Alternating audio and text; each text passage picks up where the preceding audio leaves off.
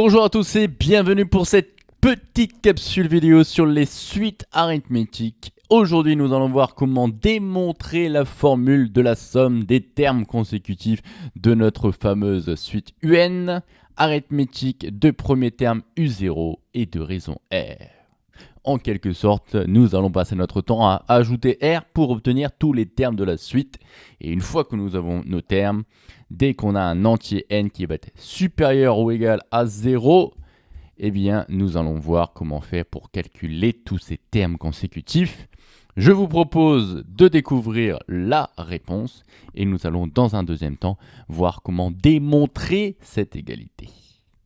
Alors la réponse est simple, eh bien il suffit de compter le nombre de termes. Ici en l'occurrence, nous n'avons pas n termes. Pourquoi ? Parce que quand je vais de 1 jusqu'à n, j'ai effectivement n termes, mais étant donné que la numérotation commence à 0, il ne faut pas oublier le fameux n plus 1. Voilà concernant le nombre de termes et nous allons tout simplement multiplier par la moyenne entre le premier et le dernier terme, c'est-à-dire ici en l'occurrence la moyenne entre U0 et UN. Et comment on fait une moyenne ? On fait le total des points divisé par le nombre de notes, c'est-à-dire ici U0 plus UN divisé par 2 parce que j'ai deux termes U0 et UN. Voilà concernant la formule que nous allons démontrer. Je vous propose de passer tout de suite à la méthodologie, c'est-à-dire comment démontrer une égalité. Eh bien ça c'est quand même quelque chose qu'il va falloir, c'est une question qu'il va falloir se poser, comment faire pour démontrer une égalité comme par exemple A égale B. Il existe plusieurs méthodes et je vous en propose une aujourd'hui.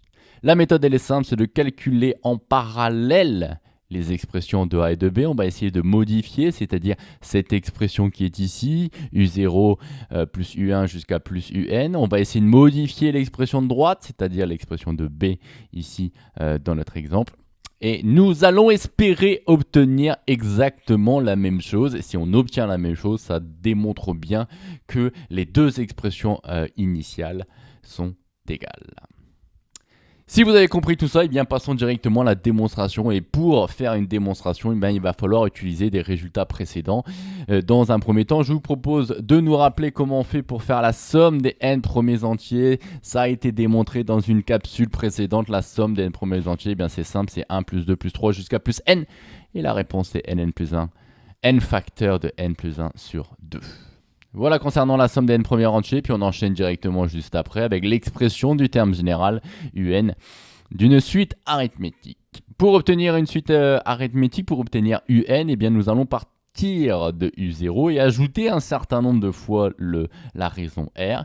Ici en l'occurrence, étant donné que je vais jusqu'à UN, eh bien j'ai n étapes à faire, je vais donc ajouter n fois le R. Regardez, c'est quasiment la même écriture qu'en français, j'ai ajouté n fois le R, rien de bien compliqué concernant la compréhension de cette formule.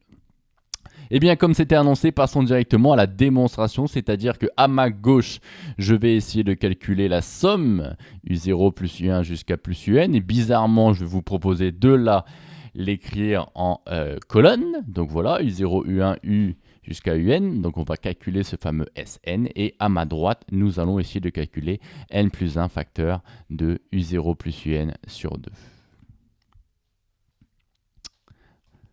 Voilà, bon, la logique voudrait qu'on commence par la partie gauche, eh bien allons-y, commençons par la partie gauche. U0, malheureusement, U0, je vais devoir simplement l'écrire U0, je ne peux pas faire grand-chose. En revanche, pour mes U1, U2, U3 jusqu'à UN, je vais pouvoir utiliser la formule ici du terme général d'une suite arithmétique, c'est-à-dire que si n est égal à 1, eh bien j'ai U0 plus une fois le R parce que j'ai fait qu'une seule étape. Donc ici, je vais à chaque fois partir du 0, mon terme initial, et puis je vais ajouter à chaque fois un certain nombre de fois le R. Pour aller jusqu'à U1, je l'ajoute une fois. Pour aller jusqu'à U2, je l'ajoute deux fois. Pour aller jusqu'à U3, je l'ajoute trois fois. Et vous vous en doutez, pour aller jusqu'à UN, je l'ajoute n fois. Voilà concernant la partie gauche de mon expression. De mon égalité, eh bien je vous propose tout de suite de faire la somme de tous ces résultats en colonne pour voir ce que cela donne. Ici à ma gauche, j'ai U0 plus U0 plus 0. La question c'est combien je l'ai deux fois. Attention, attention, ici nous avons n plus un terme parce que nous démarrons à la numérotation 0. Donc j'ai n plus une fois le U0 qui est écrit ici en colonne. Deuxième colonne, j'ai 1 fois le R, 2 fois le R, 3 fois le R, n fois le R. Eh bien, nous retenons exactement la somme des n premiers entiers. J'ai donc n facteur de n plus 1 sur 2 fois le R. Voilà concernant la partie gauche de mon égalité. Partons à la découverte de la partie droite de l'égalité et espérons obtenir exactement la même chose. Ça serait franchement pas mal. Donc, je reprends ce qu'on était dans l'égalité de droite. N plus 1 facteur de U0 plus UN sur 2. On va essayer de modifier un petit peu cette fraction. Le U0, je ne peux pas y faire grand-chose. Par contre, le UN, je peux le remplacer par U0 plus N fois R. Donc, la partie droite, U0 plus N fois R. Je ne fais que remplacer UN par son expression, d'après la formule qui est au-dessus. Ici, j'ai U0 plus U0. Je l'ai donc 2 fois le U0 pour essayer de l'écrire un petit peu. Et si vous regardez un petit peu, j'ai du U0 ici, j'ai du U0 ici, mais j'ai un plus. Bon, il va falloir ici qu'on fasse en sorte d'exploser la fraction en deux. Je vais donc avoir 2 U0 sur 2 à ma gauche, et je vais donc avoir N fois R sur 2 à ma droite. J'ai explosé ma fraction en la somme de deux fractions. L'intérêt d'avoir écrit ça, c'est que ici, les deux se simplifient, puisque je multiplie par 2 en haut et je divise par 2 en bas. Merci de ne pas le faire à cet endroit-là, puisque ici, eh bien, le n fois r est également divisé par 2, donc je ne peux pas simplifier. Et à partir de là, je vous propose tout simplement de faire agir cette multiplication-là, puisqu'elle agit sur une parenthèse dans laquelle il y a une somme. Quand une multiplication agit sur une somme, il y a possibilité de distribuer cette multiplication sur chacun des termes de la somme. Eh bien, on y va. N plus 1 facteur de U0. C'est ma partie gauche, ça tombe bien, c'est exactement ce qui est écrit à gauche. On est content.